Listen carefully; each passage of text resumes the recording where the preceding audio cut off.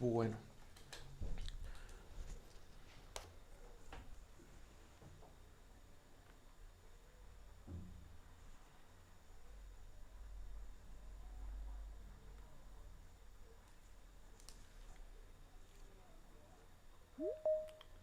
entonces esperemos 2 minuticos más a ver si alguno de sus compañeros se, se va conectando, ¿vale?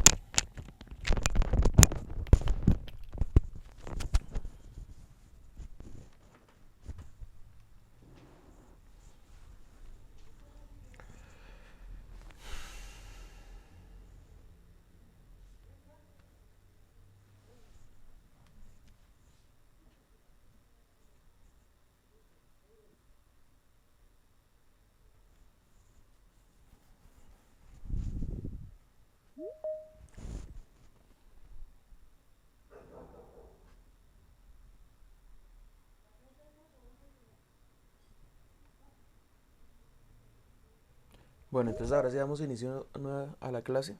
Entonces, ya esta sería la segunda clase como tal que tendríamos de la asignatura. Entonces vamos a continuar trabajando con el tema de soluciones y preparación de soluciones. Así que, niños, es muy importante que ustedes le pongan cuidado a este tema, por lo menos para que podamos entender cuáles serían las unidades de concentración que van a manejar, porque pues durante el segundo y el tercer periodo vamos a estar con esta misma temática. Entonces ambas las vamos a estar desarrollando, así que pues cualquier cosita, cualquier duda que tengan, es muy importante que ustedes la vayan aclarando, ¿vale? Entonces, bueno, como tenemos realmente 2 periodos, son bastante los ejercicios que vamos a desarrollar. Ya veníamos desarrollando entonces los ejercicios de densidad, cosa que pues les aclaro, en el transcurso del fin de semana que ha quedado de subirles a ustedes las notas, pues se me presentó un inconveniente de conectividad. Se me quemó el modem por un altibajo de luz que hubo aquí pues en mi casa. Y pues hasta el día de hoy me lo cambiaron. Entonces, tuve ese inconveniente desde el jueves en la noche. Terminé clases con uno de los novenos, creo que estaba en clase. Y pues nada, me quedé sin modem, entonces hasta ahorita fue que me lo vinieron a reponer, ¿vale? Entonces, pues bueno, entonces lo más importante, muchachos, es que tengamos en cuenta que les voy a subir esa actividad. Entonces yo creo que ya se la subo ahorita tan pronto termine la clase. O tan pronto termine la clase, creo que con 9:05 que tengo clase de biología. Y con eso, pues vamos ajustando las notas y empezamos a desarrollar esas actividades. ¿Estamos claros? Sí, señor. Bueno, listo. Entonces, por favor, tomen apunte de lo del tema del día de hoy, porque es un tema que es muy importante para que ustedes entiendan. Pues yo sé que hay algunas cositas de las temáticas que ustedes habrán trabajado con anterioridad, y sin embargo, pues me gustaría que las empezáramos a clarificar el día de hoy para que este tema no se les vaya a convertir de pronto en una situación muy compleja, sobre todo cuando empiecen ustedes con el análisis de gráficas, ¿vale? Entonces vamos a trabajar durante este periodo gráficas y bueno, con respecto a las gráficas pues tendrán ustedes que analizar a ver cuándo se presenta cada una de las situaciones de acuerdo a las imágenes o de acuerdo a lo que se les esté a ustedes presentando, ¿vale? Entonces, Empecemos, por favor. Bueno, voy a ver. Les recomiendo si de pronto alguno de sus compañeros manifiesta que tiene algún inconveniente con respecto a la conexión, para que le compartan el link de la reunión. Con eso no tendríamos inconveniente con sus compañeros a la hora de conectarse. Así como ha estado molestando la plataforma Moodle, entonces pues ha sido un poquito complicado el que sus compañeros se puedan conectar. Esta mañana los que tuvieron clase a primera hora, pues no sé si ustedes, supongo que ustedes igual la tuvieron. Entonces tuvieron bastantes inconvenientes a la hora de conectarse.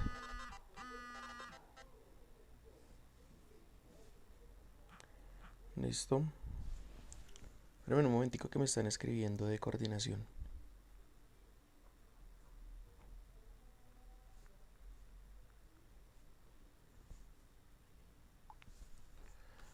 Listo, entonces voy a ir ajustando la presentación de una vez, ¿vale? Entonces vamos aquí.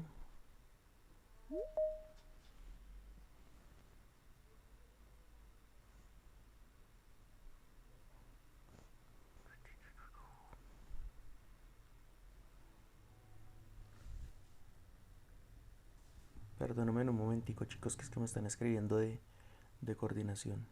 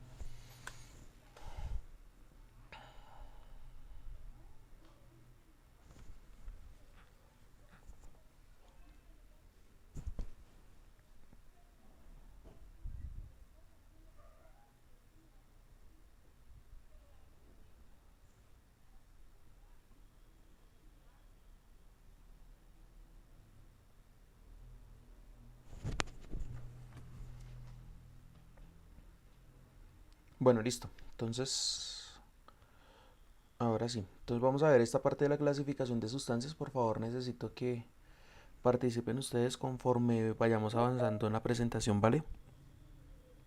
Entonces es muy importante que ustedes tengan claro cuáles son las clasificaciones de las sustancias y de acuerdo a esas clasificaciones de las sustancias, de qué manera vamos a... de qué manera podemos referenciar una sustancia con respecto a otra. Y pues lo que habíamos hablado prácticamente hace 8 días, habíamos dado una parte introductoria, solamente que pues en vista de que pues ustedes no tenían dudas con respecto al trabajo de las, ¿cómo es que se llama? De los ejercicios de diluciones, perdón, de densidades, entonces habíamos empezado por esta parte de algunas de las clasificaciones de las sustancias, ¿vale? Entonces, para empezar, vamos a definir el término de sustancia. ¿Qué es una sustancia? ¿Quién me recuerda qué es una sustancia? Niños, ¿están viendo la pantalla? Sí, señor. Bueno, sí, señor. Bueno, ¿me recuerdan por favor qué es una sustancia?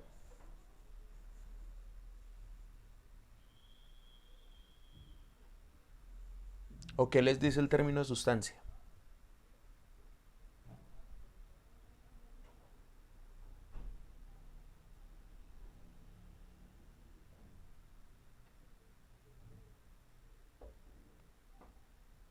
Me colaboran más cuando ustedes participan y ustedes lo saben.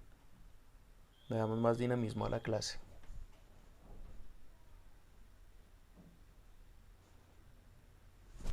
Entonces, venga, le pregunto a alguno. ¿Por qué, Daniel Arturo, qué son las sustancias?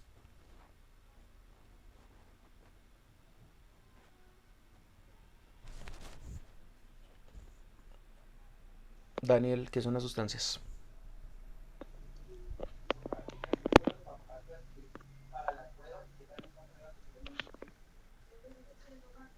Daniel Arturo Pardo, ¿qué son las sustancias?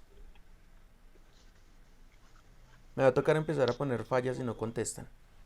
Cuénteme, Daniel, ¿qué son las sustancias?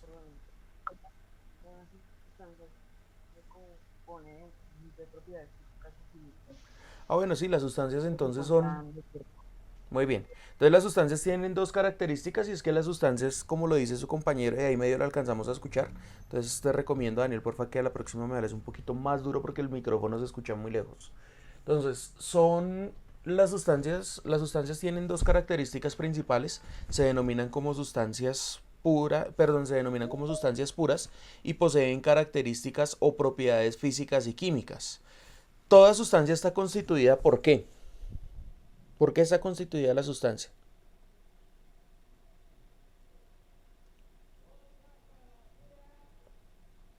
Dana Sofía Camacho, ¿por qué están constituidas las sustancias?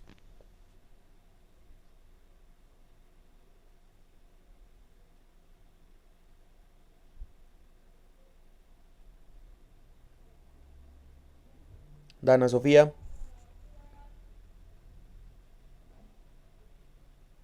Señor, ¿por qué están constituidas las sustancias? em, por químicos, ¿Y los químicos qué son? eh, partículas ¿Y las partículas de qué están constituidas?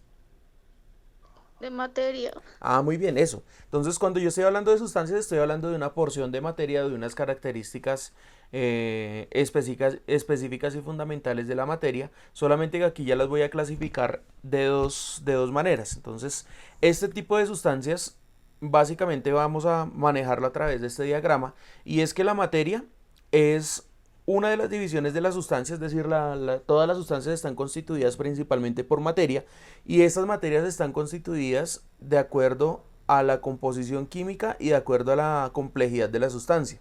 También la materia lo clasifico como las mezclas. Entonces, ojo porque las sustancias son ese término de sustancia es muy importante para entender cuál es el comportamiento de la materia a nivel micro y a nivel macromolecular. Entonces, para esto vamos a definir entonces qué son las sustancias. Dice que las sustancias son las formas de materia que componen principalmente un cuerpo. Entonces recordemos esa definición de materia. ¿Qué es la materia?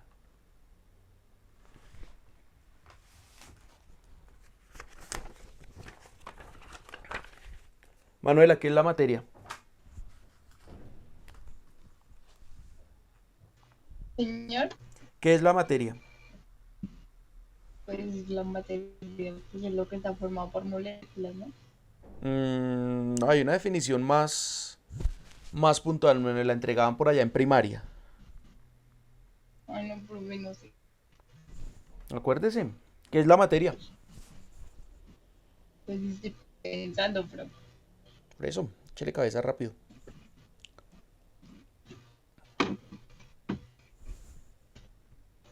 Es todo lo que tiene un espacio, un lugar en el espacio, ¿no? Es todo aquello que ocupa un lugar en el espacio que tiene que tener cumplir con dos cosas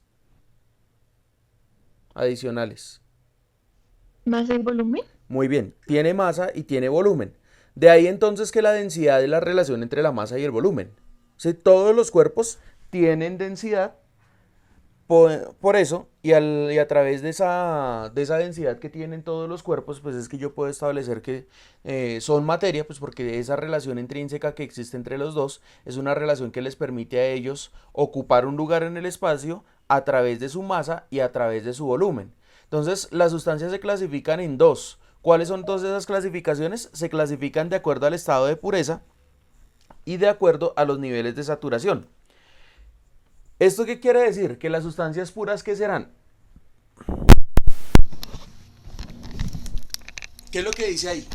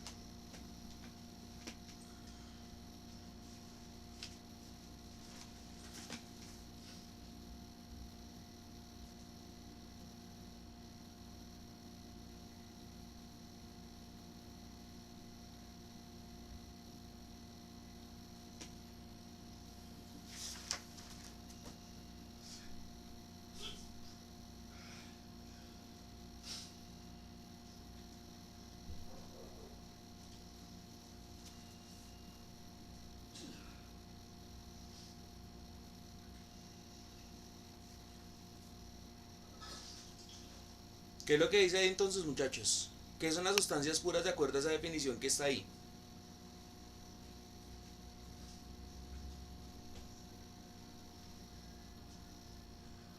Que las sustancias puras están compuestas por moléculas de la misma categoría y hace que no se puedan separar entre ellas, ¿no?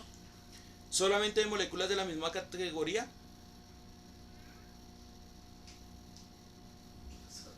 Y átomos. Y átomos. ¿Cuál es la diferencia entre un átomo y una molécula? Definámoslo de una vez. La molécula está compuesta por átomos, ¿no? La molécula está compuesta por átomos. ¿Listo? O sea que quiere decir que las moléculas van a ser átomos de diferentes categorías.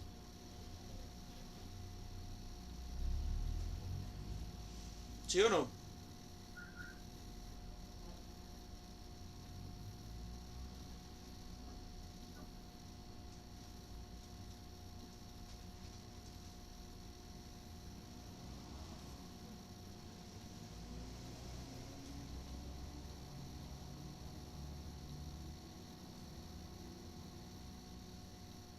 Vuelvo y repito la pregunta. ¿Quiere decir que las moléculas solamente son átomos de diferentes categorías? ¿O pueden ser también de iguales categorías? De ambas, ¿no? O sea que yo puedo tener moléculas con átomos diferentes y moléculas con átomos iguales.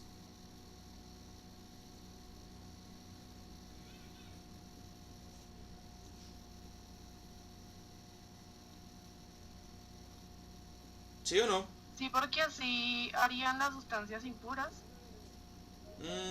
No, no, precisamente ahí tendría que ver las sustancias impuras. Pero la respuesta sí es acertada la de ustedes. Es decir, yo puedo tener ese tipo de ese tipo de características a través de qué? A través, por ejemplo, del cloro molecular o del oxígeno en estado gaseoso, que es un oxígeno en estado molecular y que tiene exactamente las mismas condiciones y las mismas características.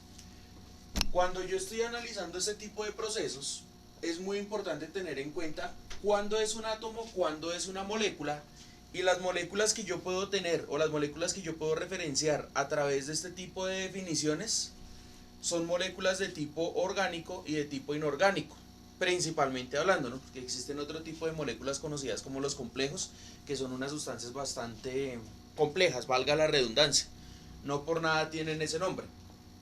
Pero cuando yo estoy hablando de las sustancias puras, estoy hablando principalmente de la composición de los átomos y de las moléculas que pueden tener la misma, pero también puede tener diferente categoría.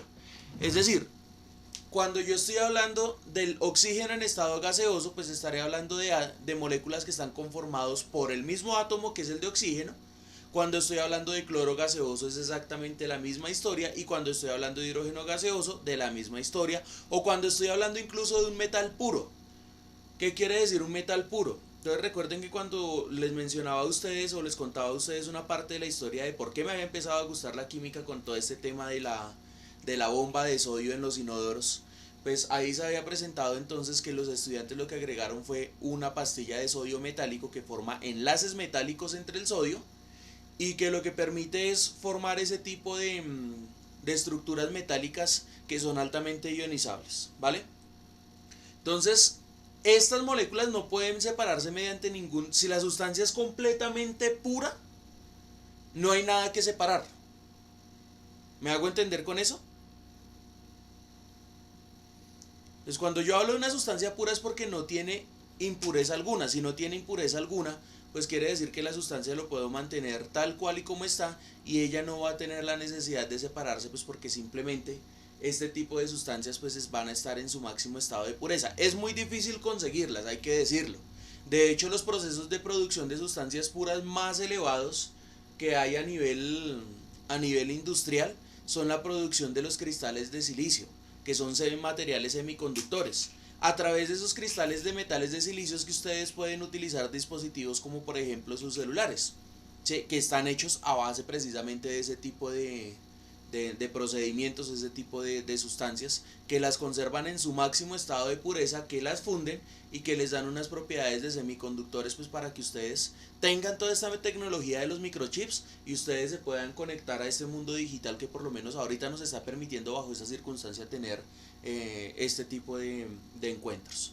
Pero si no existieran esos tipos de controles de pureza serían bastante complejos, porque es que nomás en el solo hecho de tener que desarrollar un microchip pues implica que un solo miligramo, y estamos hablando de que un miligramo es una milésima parte de un gramo, perdón, de un kilo.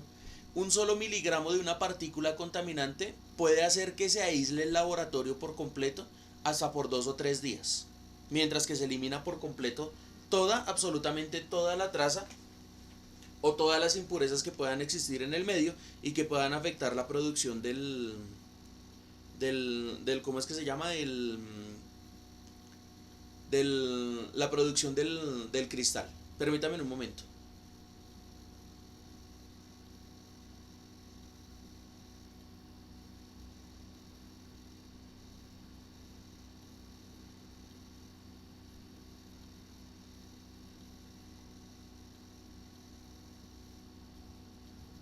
Listo, entonces entendido cómo es que se define una sustancia pura. Entonces, como es una sustancia que está en su máximo estado de pureza, es decir, cuando ustedes tienen esos cristales en sus celulares, si ustedes los destaparan y los partieran estarían en su máximo estado de pureza, entonces no hay absolutamente ningún agente físico o químico que lo pueda llegar a contaminar.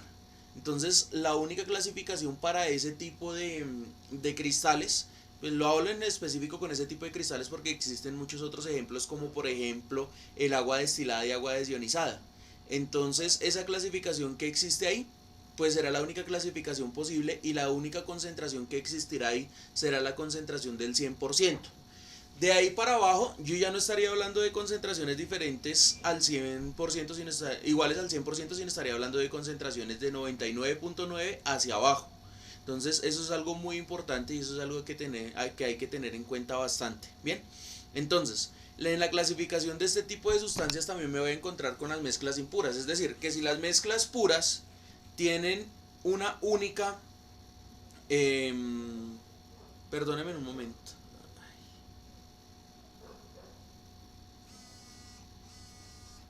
Están que escriben del colegio.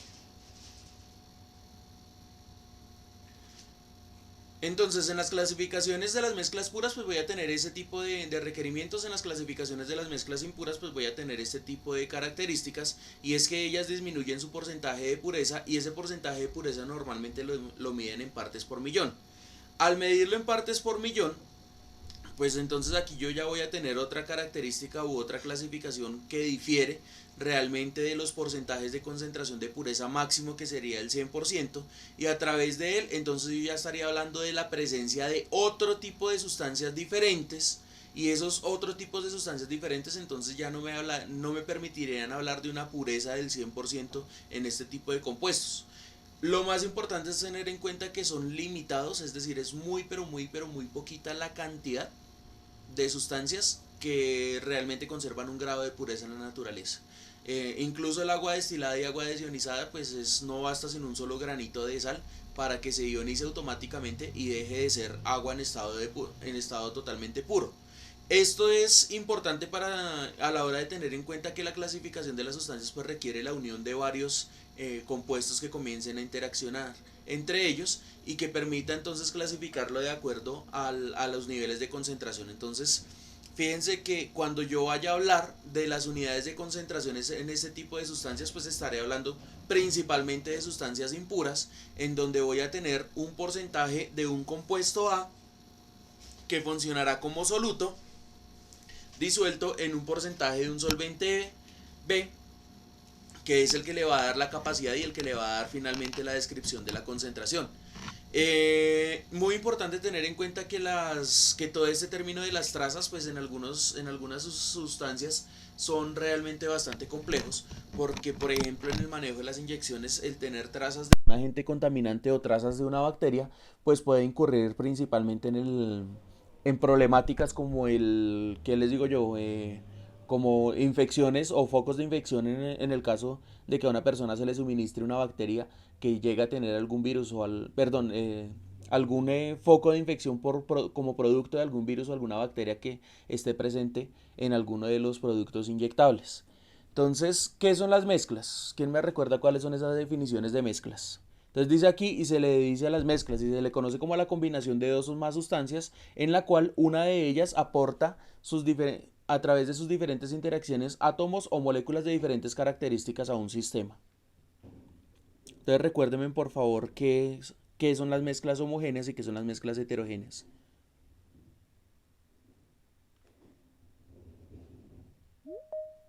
La clase pasada ustedes lo habían definido. ¿Qué son mezclas homogéneas y qué son mezclas heterogéneas?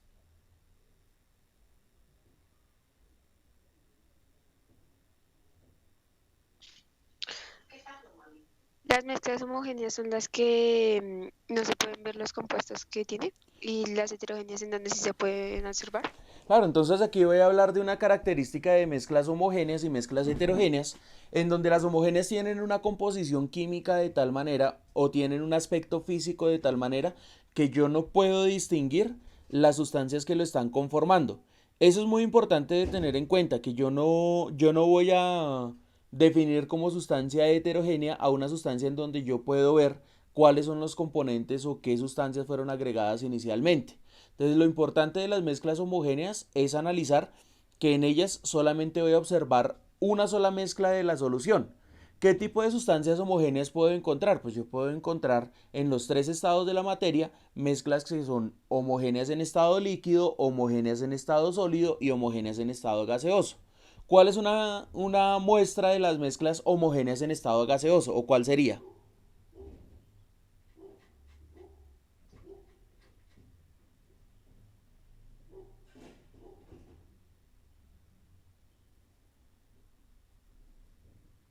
¿Cuál sería un ejemplo?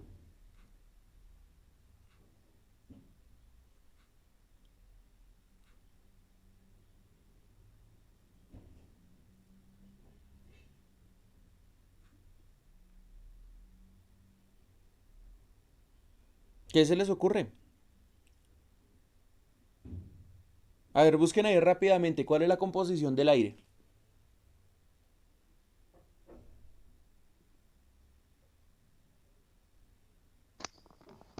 Oxígeno y nitrógeno. O sea, ¿qué quiere decir que eso es una mezcla homogénea o heterogénea?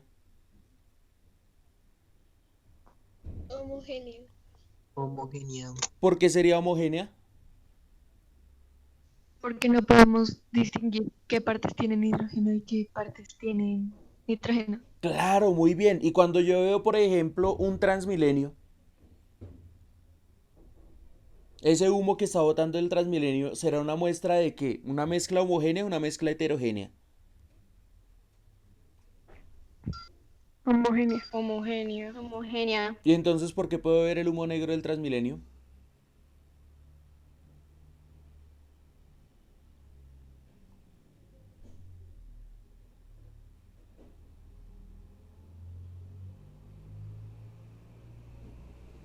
Entonces, nuevamente, ¿será homogénea o será heterogénea?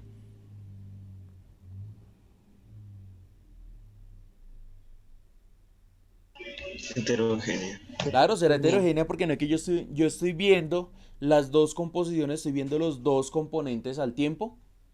Entonces, esto es lo importante de entender en este tipo de clasificaciones de ¿cómo es que se llama? De sustancias. Cuando yo no puedo ver la composición química de las dos, pues yo estaré hablando de homogéneas. Pero cuando la puedo ver, estaré hablando de heterogéneas.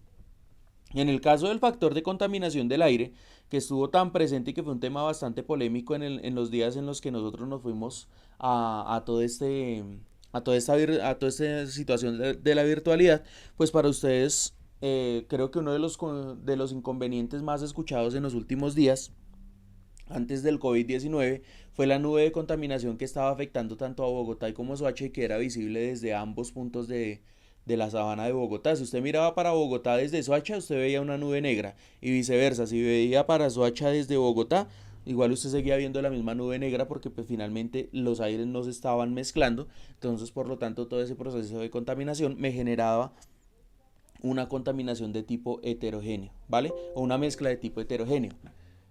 Bajo otra circunstancia, entonces, vuelvo y les pregunto, ahora, en una mezcla sólida, ¿cuándo la puedo clasificar como mezcla homogénea y cuándo la puedo clasificar como mezcla heterogénea?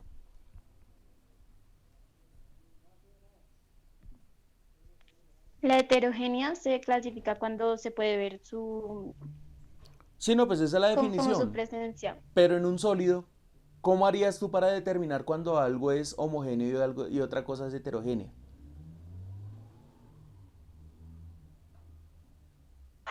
Cuando se mezclan ¿Cómo? Ejemplo.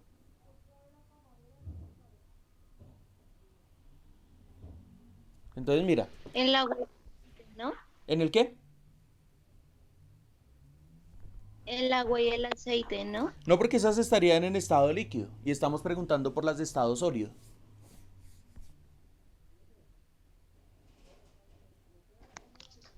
El azúcar y la sal. El azúcar y la sal, o sea que si yo mezclo el azúcar y la sal, la mezcla ¿cómo sería? ¿Homogénea o heterogénea?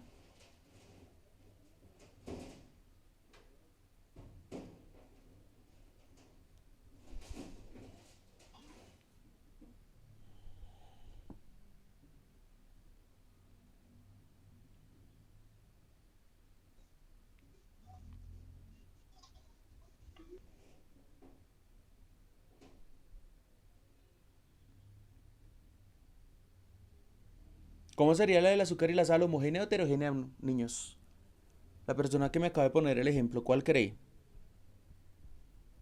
¿Cuál cree que sería homogénea o heterogénea? Homogéneo.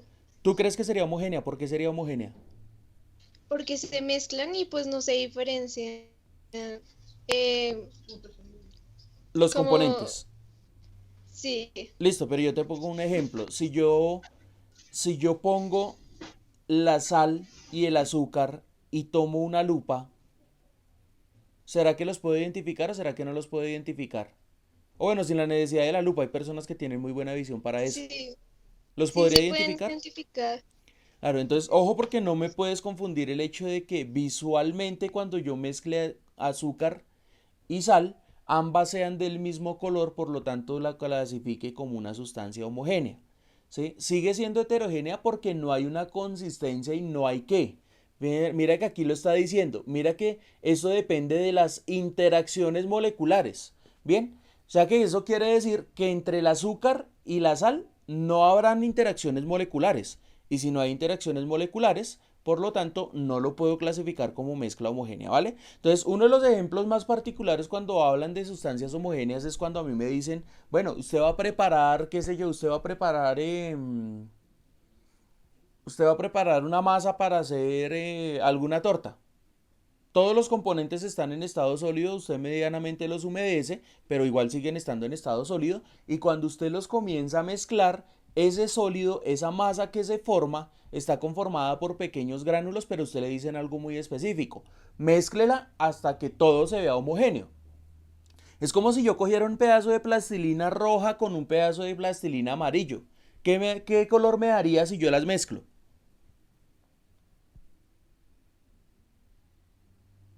Teoría del color. Naranja. Listo, me da naranja. Pero ¿cómo sé y cómo me aseguro de que me dé el color naranja? ¿Será que me puedo asegurar que me dé color naranja cuando la mezcla está heterogénea? Es decir, cuando puedo distinguir todavía los dos colores. ¿O cuando los mezclo a tal punto que ya finalmente me dé naranja?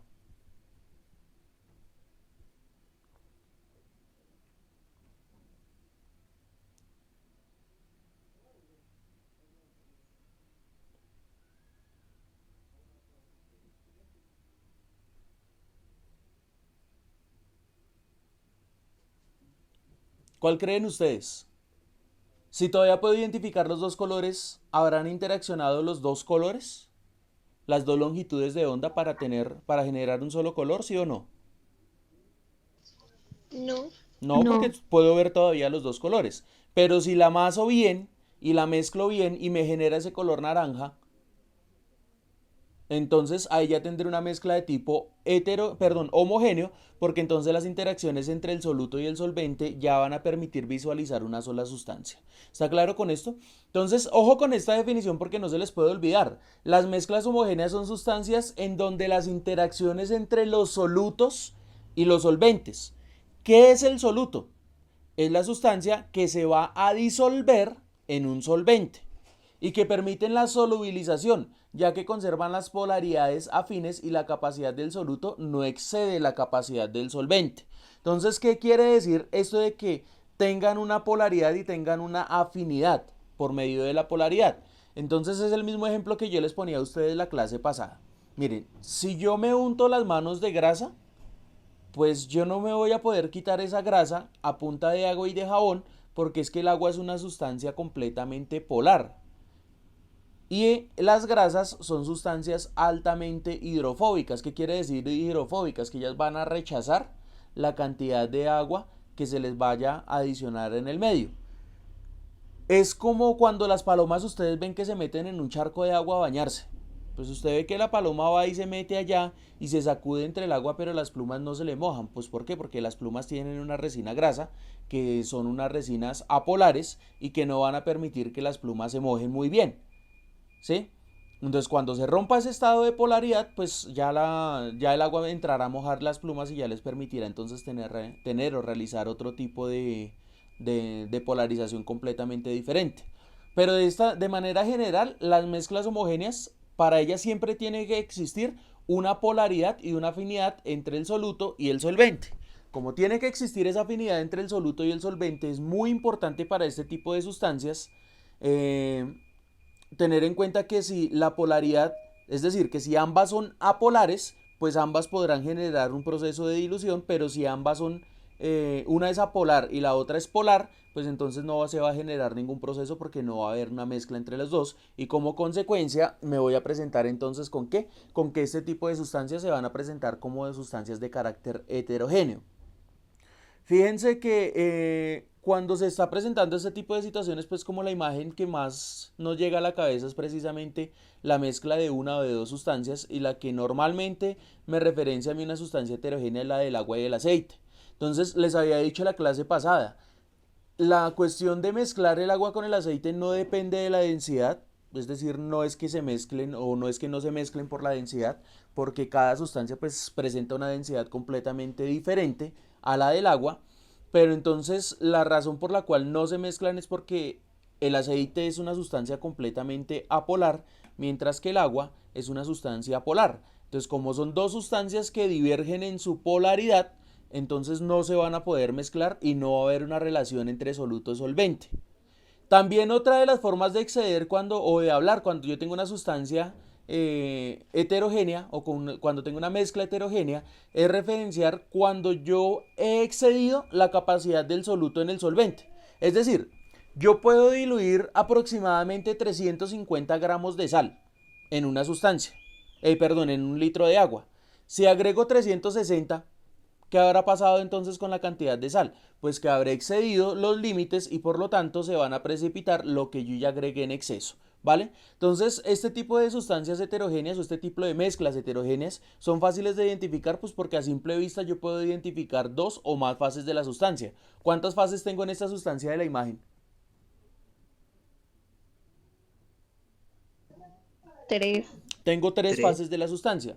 Como aquí tengo Sí. tres fases de la sustancia, que es lo que se está presentando aquí, entonces estoy hablando que es una sustancia heterogénea. ¿Por qué no se mezclan?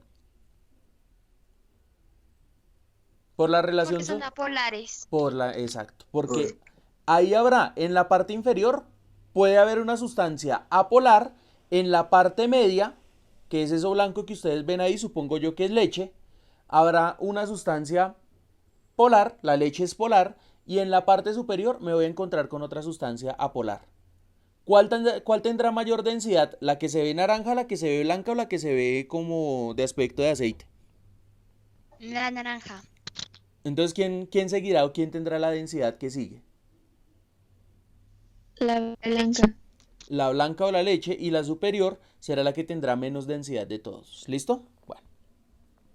Entonces, cuando yo tengo los tipos de soluciones, también aquí es importante tener en cuenta que voy a tener tres clasificaciones de soluciones. Las soluciones se clasifican así, pues con base en toda esta interacción entre soluto y solvente, y hablando específicamente o principalmente de las sustancias homogéneas, porque también aquí nos vamos a dar cuenta cuándo son las sustancias heterogéneas. Pero aquí lo más importante es tener en cuenta que las soluciones son una mezcla a nivel químico en donde interactúan moléculas del soluto y las moléculas del solvente. Por lo tanto, si ambas sustancias son polares, pues habrá una dilución, habrá una solución. ¿Sí? En el caso del agua y el aceite no se mezclan, y ese cuento de que no se puede mezclar el agua y el aceite es casi que cierto del todo, pero bueno, ya después lo discutiremos de pronto con más calma. Pero entonces, cuando yo estoy viendo este tipo de interacciones, pues lo primero que me tiene que decir es que para que exista una interacción molecular, tiene que haber una polaridad afín. ¿Sí? Es decir, que ambos o son apolares o ambos son polares para que pueda existir la interacción.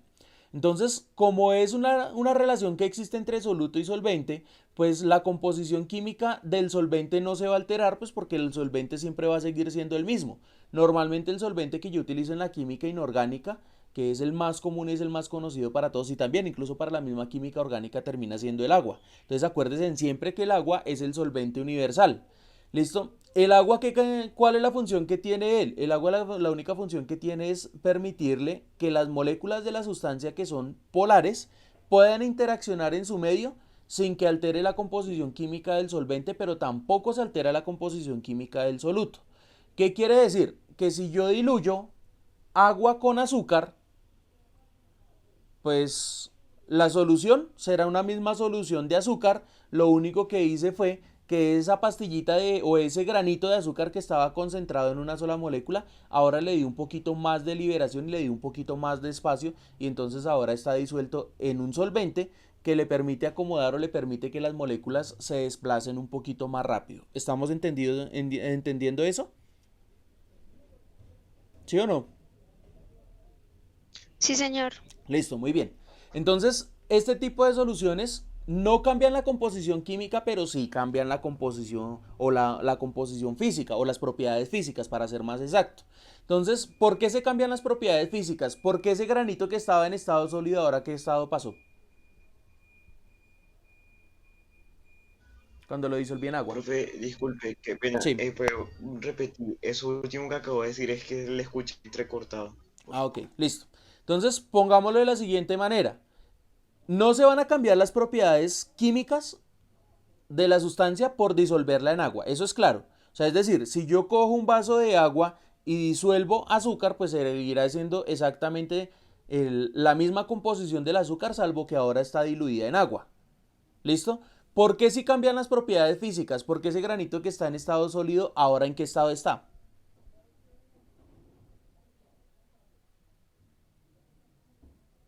¿En qué estado está? ¿Líquido? En estado líquido, listo. Entonces quiere decir que me cambió de estado sólido a estado líquido, y que me cambió fue la concentración. ¿Vale? Entonces, fíjense que aquí me está diciendo, se alteran propiedades físicas como el estado de agregación. O sea, quiere decir que cambió a estado sólido, a estado líquido o a estado gaseoso. Cualquiera de los tres. Y se cambió la concentración del soluto. ¿Quién era el soluto? ¿El agua o el azúcar? El azúcar. El azúcar es el soluto, muy bien. ¿Qué tipo de sustancias entonces puedo tener a través de este proceso de preparación de soluciones? Puedo tener soluciones saturadas, soluciones insaturadas y soluciones sobresaturadas. Entonces, pilas con esta imagen que tiene aquí. ¿Cómo sé que esa primera solución que se denomina ahí como diluida está nombrada o es una solución insaturada? ¿Por qué? ¿Qué les está diciendo ahí? ¿Qué les hace ver o qué les hace definir o qué quiere decir esa imagen con respecto a la solución diluida o a la solución insaturada?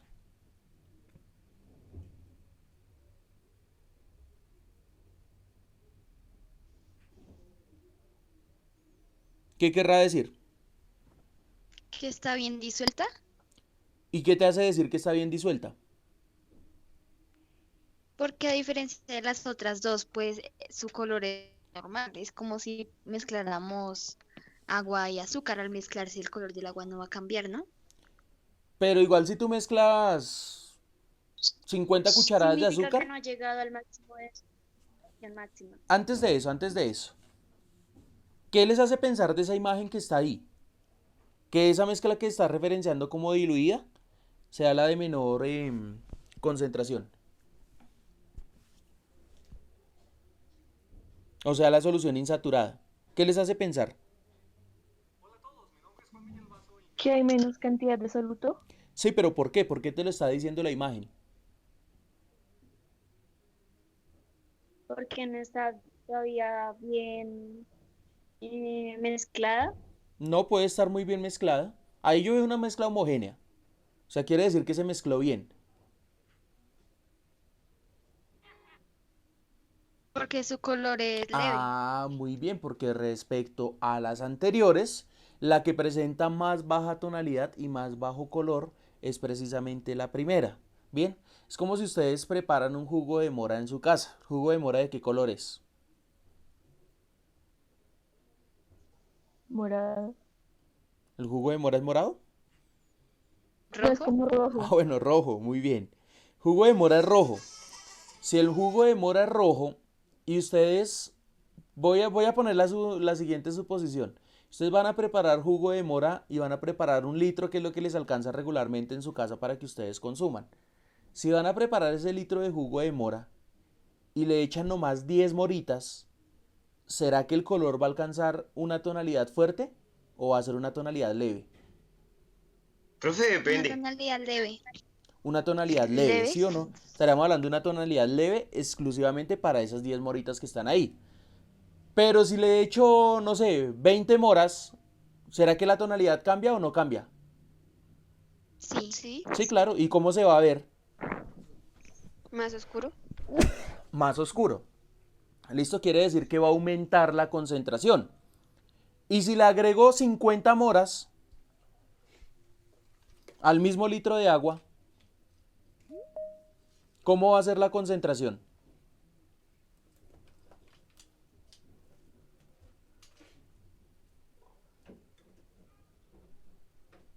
Muy oscura, muy clara, más oscura que las anteriores. ¿Cómo va a ser? Más oscura que las anteriores. Más oscura que las anteriores, ¿listo? ¿Y qué va a pasar? Fíjense. Ahí yo ya las- no estaría saturada. Ahí estaría saturada, perfecto. Pero entonces fíjense que lo que no me alcanza a licuar o lo que no se alcanza a mezclar en la licuadora es lo que me deja a mí como también como precipitado. Si ven que en esta imagen que dice saturada, si ven que aquí hay un bordecito aquí en la parte inferior, ¿ustedes ven algo que está más oscuro? Sí, señor. Muy bien, es precisamente eso. Cuando usted prepara un jugo en la licuadora, todo el agua permite la máxima capacidad de fruta. Y cuando la máxima capacidad de fruta no alcanza a diluirse por completo, pues es que yo simplemente deposito entonces en el colador, es decir, separo mediante un proceso de filtración. Y a través de ese proceso de filtración con lo que me puedo dar cuenta es que toda esa cantidad de producto que no se alcanza a licuar o que se queda retenido en la licuadora, pues es porque simplemente él ya estaba cumpliendo con un proceso de saturación y ya no se puede diluir más. Es decir, que respecto a esta gráfica, pues ese jugo que yo estaré preparando está sobre esta línea roja, ¿vale? Entonces ya les voy a explicar aquí con respecto a esas líneas y qué será lo que tendrá que ver entonces. ¿Listo? ¿Cómo se prepara una solución? Pues la solución se prepara de una sola manera. Pues realmente esto pues para hablarlo en términos físicos, términos físico-químicos, entonces es muy importante tener en cuenta que la solución también tiene unos componentes, tiene unas partes, y que la solución es el producto que existe entre la unión del soluto con el solvente. ¿Solamente un soluto puede haber en una solución o pueden haber varios solutos? Varios solutos. Ejemplo, Varios solutos. un ejemplo. Un ejemplo de que se puedan presentar varios solutos.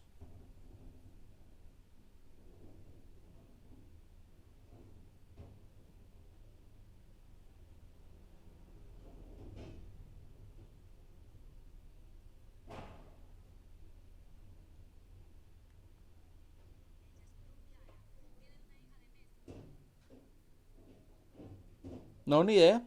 Volvamos al mismo caso del jugo. En el caso del jugo, ¿cuáles son los ¿cuáles son los qué? ¿Cuáles son los cuáles qué tipo de elementos usted utiliza para preparar un jugo? ¿Cuáles serán los solutos? El azúcar El azúcar y es uno. ¿Y cuál otro? la mora. Y la mora. Entonces ahí ya tenemos dos solutos. ¿Sí o no? Entonces sí se dan cuenta que pueden existir dos solutos. ¿Y cuál será el solvente? El El agua. agua. El agua, perfecto. El agua. Si esos son los solutos y esos son los solventes, entonces voy a otra pregunta. Bien. ¿Será que yo puedo cambiar el solvente? ¿Puedo utilizar otro solvente diferente al agua? La leche. La leche. ¿Y qué Sí, otro? sí se puede. ¿Qué otro podría utilizar?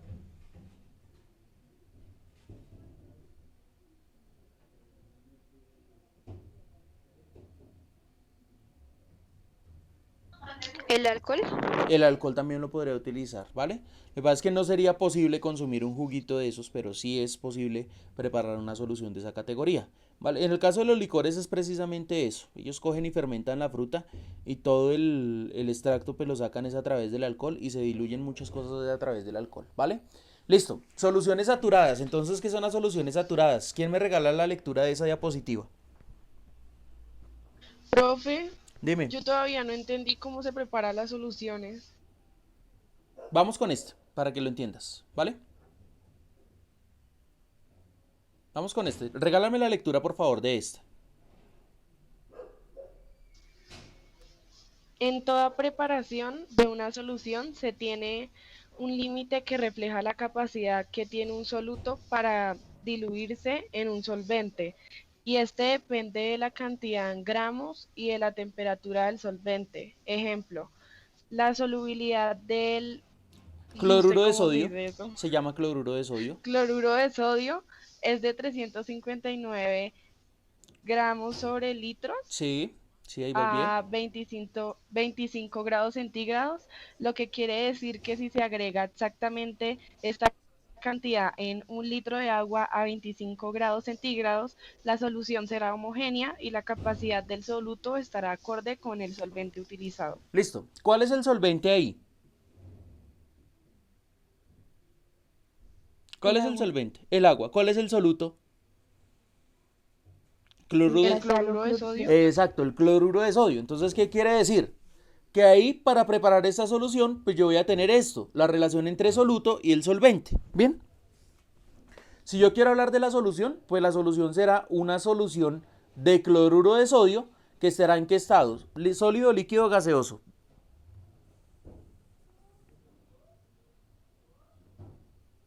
Sólido. Sólido. Sólido cuando tengo la sal en la cuchara, pero cuando la paso al agua, ¿en qué estado estará la solución? Estoy preguntando por la solución. Líquido. Ah, muy bien, estará en estado líquido. Líquido. Entonces, fíjense que yo lo que hice fue tomar un soluto, agregarlo en un solvente para que me diera como resultado ¿a quién? La solución. A la solución. Siempre que yo les diga a ustedes una solución fue porque mezclé soluto y solvente.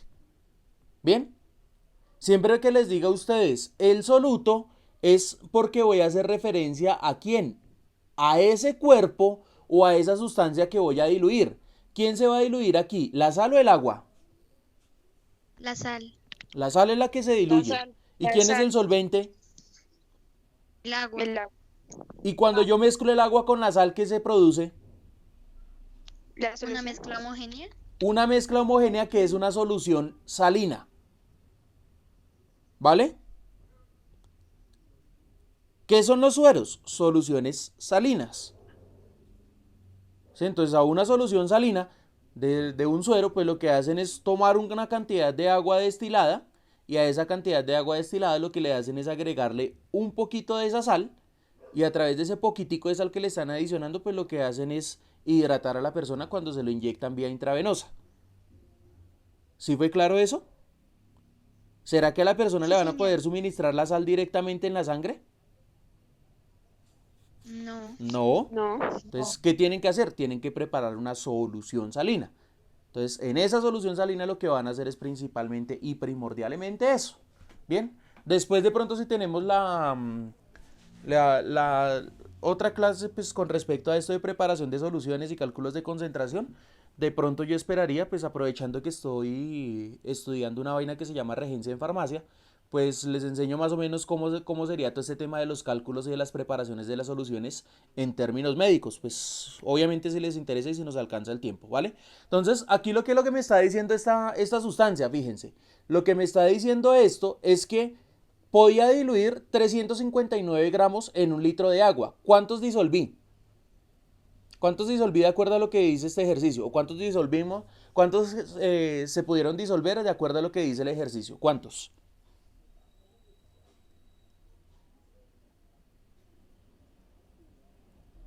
Niños.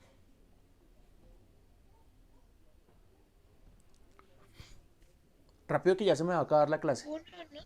No, mira, aquí dice la solubilidad del cloruro de sodio es de 359 a 25 grados centígrados, lo que quiere decir que si se agrega exactamente esta cantidad.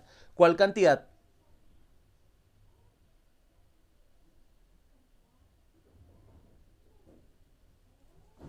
¿Cuál cantidad? ¿Un litro? No, no, no, no. Los 359 gramos. Claro, se están preguntando exactamente por los mismos 359 gramos, ¿vale? Entonces, aquí lo que me está diciendo es esto. Si yo puedo disolver 359 gramos y voy a disolver los 359, pues la sustancia ¿cómo quedará?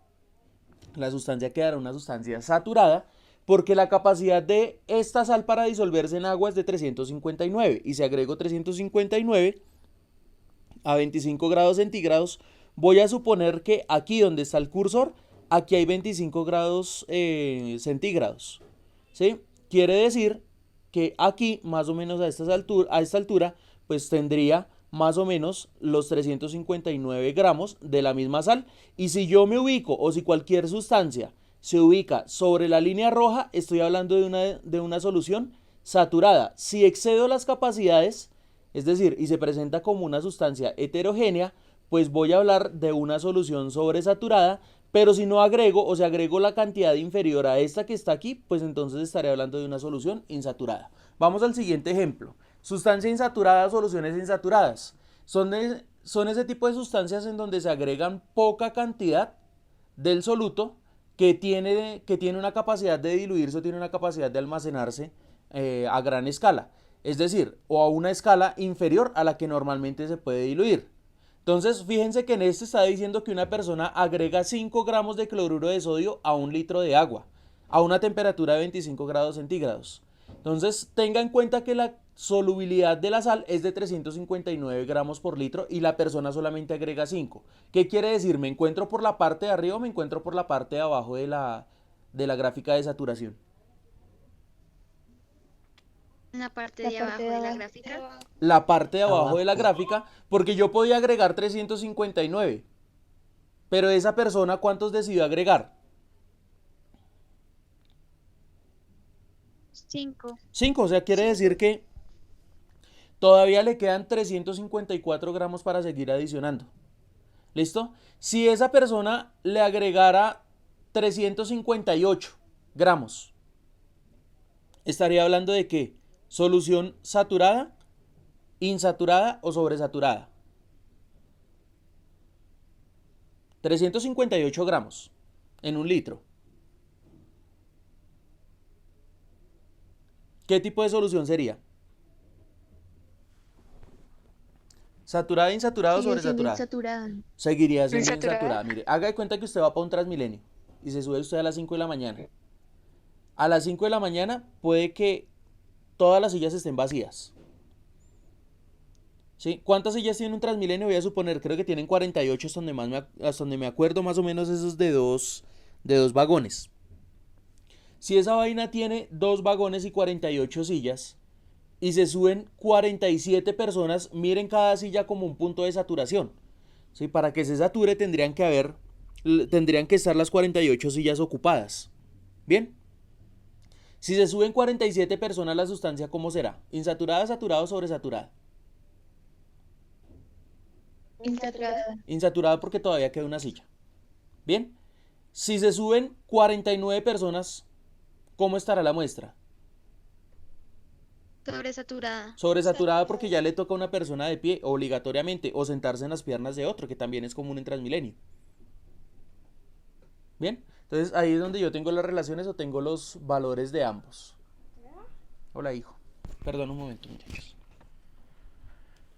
Entonces, las soluciones sobresaturadas son aquellas que rompen ese exceso, es decir, que si podía agregar 359 y por ejemplo en este caso agregué 430 gramos a un litro de agua a los mismos 25 grados centígrados y se agitan fuertemente, pues por más de que yo los agite van a haber una cantidad de granitos que no se van a alcanzar a diluir, y al no alcanzarse a diluir quiere decir que la mezcla ya será, no solamente será sobresaturada, sino que también será heterogénea. ¿Estamos claros hasta ahí?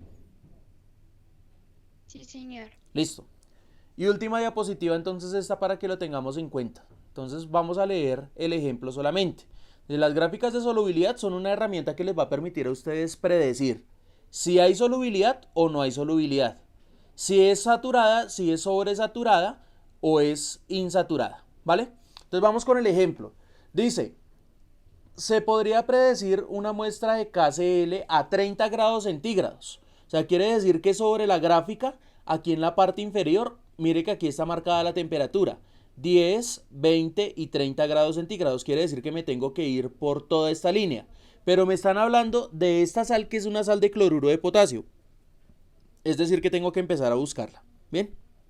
Entonces fíjense. Aquí tengo KClO3, aquí tengo K2Cr2O7 y aquí tengo KCl. Quiere decir que sobre esta línea que estoy aquí marcando el cursor es sobre la que me voy a centrar. Entonces a 30 grados centígrados. Entonces quiere decir que me voy a ir para este punto que es donde está 30 grados centígrados. Y me dice que en una muestra de 100 gramos de agua, normalmente estas gráficas vienen en 100 gramos de agua, se le adicionan 40 gramos de sal. O sea, acuérdese que estoy acá, 40 gramos de sal. Quiere decir que tendría que subirme un poquito más de donde está la línea, ahí donde está el cursor, en este puntico que estoy aquí señalando. Y me está preguntando si la solución es saturada, insaturada o sobresaturada. ¿Cuál será? Acuérdese que está aquí, mire la línea donde va y mire dónde está. ¿Sobresaturada? Sobresaturada, ¿por qué? Pues porque ¿qué? De acuerdo a la gráfica anterior. ¿Estoy por debajo o estoy por encima? ¿Sobrepasa el límite? Sobrepaso el límite y por lo tanto estoy encima de ¿quién? Estoy encima de la curva de saturación. ¿Listo? Esto se llaman curvas de saturación, ¿vale? Por más de que usted la vea recta, es una curva de saturación. Entonces, aquí, ¿dónde estará? Si está aquí en la parte de arriba, entonces, ¿de qué estaré hablando? ¿De una sustancia saturada, insaturada, sobresaturada? La compañera dice, pues sobresaturada, porque si yo analizo la imagen anterior, que es una imagen que tienen que tener ustedes muy en cuenta siempre a la hora de definir qué es una saturación, qué es una insaturación y una sobresaturación, pues ustedes se van a dar cuenta que el límite está por encima. Si está por encima, entonces quiere decir que estaré hablando de una sustancia sobresaturada. ¿Listo? ¿Estamos claros hasta ahí, chicos? Profe, una pregunta. Dime. ¿Una solución sobresaturada es cuando hay exceso en el soluto? Exceso en el soluto, sí, es eso. Si yo me excedí en la cantidad de lo que voy a disolver, pues ya será una solución sobresaturada. Por ejemplo, cuando a ti se te va la mano en el azúcar en el jugo. Entonces las propiedades organolépticas me están permitiendo definir si a ti se te fue la mano o no se te fue la mano. ¿No pasa eso? Que si se te va la Sí, mano a en el azúcar, veces. entonces a veces se le va a uno la mano en el azúcar a la hora de preparar un jugo. Y cuando se le va la mano en el azúcar, pues la primera que se resiente o la primera que siente ese cambio de sobresaturación, pues es principalmente la lengua. O lo mismo cuando se nos va un poquito más de sal en los huevitos o en algún otro alimento que yo esté preparando. Si se me fue la mano, automáticamente yo siento es la cantidad de sal y me están marcando las propiedades organolépticas que me pasé. Bien, eso por lo menos para nosotros, pero cuando yo estoy hablando de sustancias saturadas es porque tengo una proporción y la proporción me lo dice la capacidad de solubilidad. ¿Dónde aparece la capacidad de la solubilidad? Cuando yo busco algo que se llaman fichas de seguridad, que eso es algo que van a tener que buscar ustedes para identificar cuáles son las porcentajes o los valores estándares de cada solución. Porque fíjense que aquí tengo aquí la gráfica cambia porque me está diciendo, por ejemplo, que mientras que a 10 grados centígrados yo puedo diluir, por ejemplo aquí, 30 gramos de cloruro de potasio, a esos mismos 10 grados centígrados, en términos de nitrato de sodio, estaré diluyendo 80. Entonces, ¿cuál se diluye más? ¿El cloruro de potasio o el nitrato de sodio? ¿Cuál tiene mayor capacidad soluble?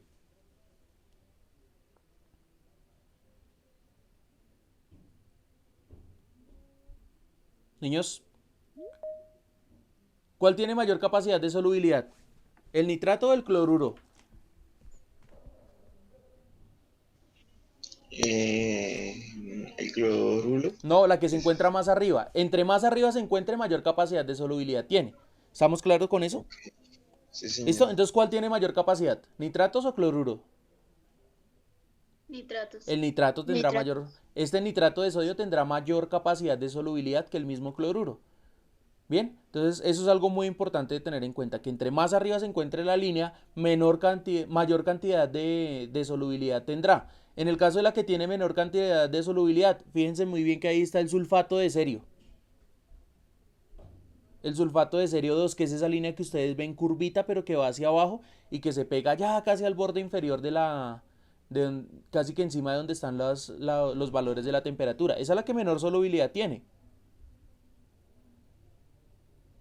¿Listo? Igual después vamos a analizar este tipo de gráficas porque sí me interesa que ustedes aprendan a analizarlo. Listo, chicos, entonces... Entonces, bueno. Entonces, si quieren, ya se pueden ir retirando para su otra clase, ¿vale? Entonces, mucho juicio. Nos vemos entonces la próxima semana en clase de química y nos vemos en el transcurso de la semana para nuestra clase de biología, que sería el día de mañana a esta misma hora, ¿vale? Entonces nos vemos mañana a esta hora. Mucho juicio, que estén muy Chao, bien. profe. Vale, chao, que estén muy Chao, bien. profe, gracias. Igualmente a Chao, ustedes. profe. Chao. Chao, Chao, profe. profe. Chao, juiciosos. Chao, profe. Chao.